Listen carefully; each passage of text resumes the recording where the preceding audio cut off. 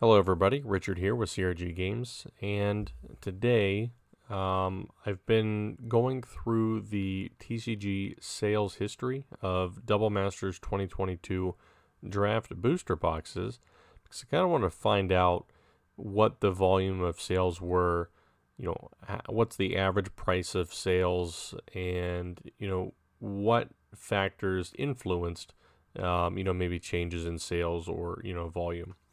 So I went on TCGplayer, of course, like usual, and you know it took a little while, but going along the sales history, just clicking load more sales until I got all the way to the very beginning, which was May 6th. There was one or two sales then.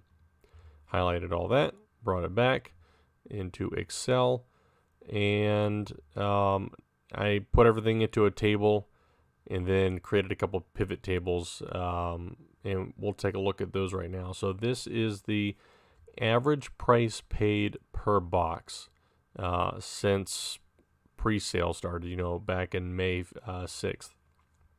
It started out actually really high, and then in this interim period here before spoiler season, it was basically flat. There were a decent amount of sales occurring during this time, but there weren't any spoilers, so we couldn't really see what was included in this set. And then, of course, when spoiler season started on the 16th and concluded on the 24th, the price went from about $267 all the way up to $379. So it had a huge increase there, average price per box. And since then, it's been almost a month now. The price really hasn't moved down a whole lot. It's retraced a little bit, but it's still over $325, which is about $50 more than the pre-release sales.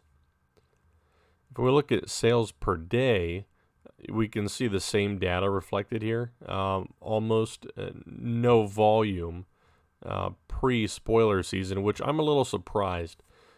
Because we know how Double Masters 1 originally turned out. After it was released, the prices have continued to go higher. There's $600, $700, $800 a draft box now. So you would think that a lot of people would be pre-ordering this early on because if history repeats itself, these boxes, given a similar period of time, should be $600, $700, $800. Given that knowledge, it would be silly not to pre-order them at $275 to $300 in that range. If you have a pretty high opportunity of doubling your money, in a 1 to 2 year period, that's very, very good.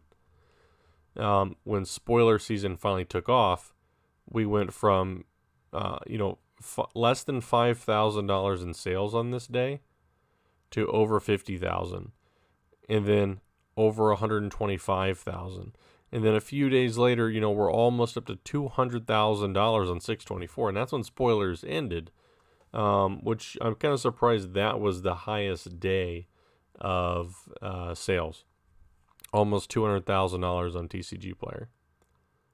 If we look at the amount of boxes per day, it's worth noting here on the 26th, there was a large order for I think it was all 41 boxes here.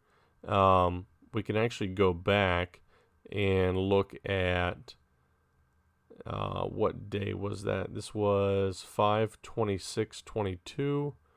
So we can go back through and go to May 26th. Okay, I guess this wasn't the day there was a huge order. There were just a lot of sales on 5/26. I don't know exactly why that is. Somebody, somewhere, or a lot of people decided, hey, this is the day that we're going to pick up a bunch of boxes, and they did. We'll get all that back. So we go back to boxes per day. We were ranging under 50 for a whole over a month before release, and then when spoiler season started, along those initial spoilers, the sales skyrocketed. We're going from, you know, less than 50, 18 boxes a day to almost 500. And then here we actually crossed 500 and almost hit 600, almost hit 550. These are the big days. I'm assuming these were days when things like Emrakul or Ren and Six or the textured foils started to get. They were spoiled early on, but people probably started seeing them around this point when they were pulling cards out of the Battle for Baldur's Gate boxes. Those cards that magically accidentally work their way in the boxes. It wasn't an accident. It was on purpose. And we can see, if we look at the color coding here, those, high sales days here on the 26th. We had a high sales day. And then previews start. And then all hell breaks loose, basically. Full spoilers releases here. And in this period, we have, hundreds of thousands of dollars of sales taking place. And then on release day, actually is interesting. 433 boxes sold on release day. Now, that's likely because before release day, the only people that were selling these are brick and mortar stores. Upon release day, you've got a ton of non-brick and mortars that are selling inventory. Internet-only stores, like what people would consider backpack sellers. Those guys are listing their inventory and likely trying to undercut each other. So you can actually see there's a drop in average price per box on this day, and then that goes away. But that's likely a function of all of the people joining in the market at once, battling to sell their inventory and turn a profit.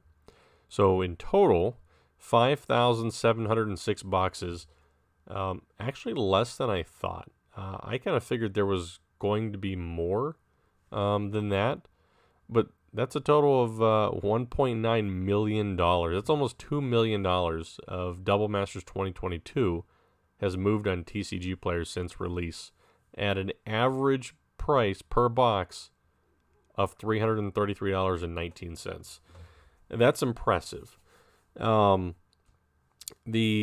cost on these boxes, distributors' prices, if I'm correct, I believe they're in the low 200s. They're really not anything super crazy because of the price increases that WotC's put out, and it's a premium product. Most sellers, including brick and mortars, aren't going to be getting rock bottom prices on these. I don't think it's under $200, but I don't think it's a whole lot over $200, because if I remember right, collector boxes, their distributor prices are actually under $200. And don't take this as people getting fleeced, because they're spending $300 on a box that actually costs the seller $175 or so, $180, $190, anywhere in there. Brick and mortars deserve to be making profit on this product after the haircut that a lot of them took on Battle for Baldur's Gate. It's well deserved that they're able to turn some profit and keep things in the black, and in the black is profit. So that's what's been going on. We're seeing a slight decline in prices per box on average. I would not expect this to continue or get under $300. I don't think there's enough supply out there. And even if there was, the return on investment per box is too high, essentially, to maintain a sub $300 price range. Just the cards contained inside are too valuable to warrant sub $300. That's my personal opinion. That's based on all of the singles that I've sold so far, and which is over $1,000, which realistically is not a whole lot for big sellers. For me, it's a good bit. But yeah, I've got a case of draft boosters coming in next week. I was able to pick them up at $275 a pop, so right there. And I'm going to crack those. I believe I can get most of my value back. and provide entertainment value for my viewers here on YouTube. And all of that inventory will be exclusively available on my store at crggames.tcgplayerpro.com at 3 to 5% below market price or TCG low price. Just kind of depends on what works best with the mass price function.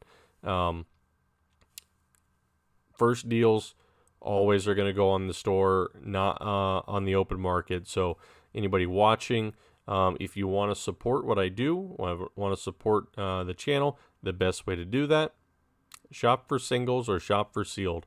Like I said before, I'm not going to do like Patreon or any of that kind of stuff. I don't see the value that I can provide in doing that. That I don't already just want to provide to everybody free of charge. So that's been an update. We'll take a look at this later on down the road and kind of see how things are going. And I might do it on collector boxes too. It took me a little while to get all this information together because it's over 4,000 lines long. It's 4,660 data entries here. Data points, I should say. Yeah. So it took a little bit. But this is valuable data that the market can use to make buying decisions. So I hope you guys enjoyed. If you got any questions, you can always reach out at crggamesllc@gmail.com, and let's have a chat. Until then, I'll talk to you soon.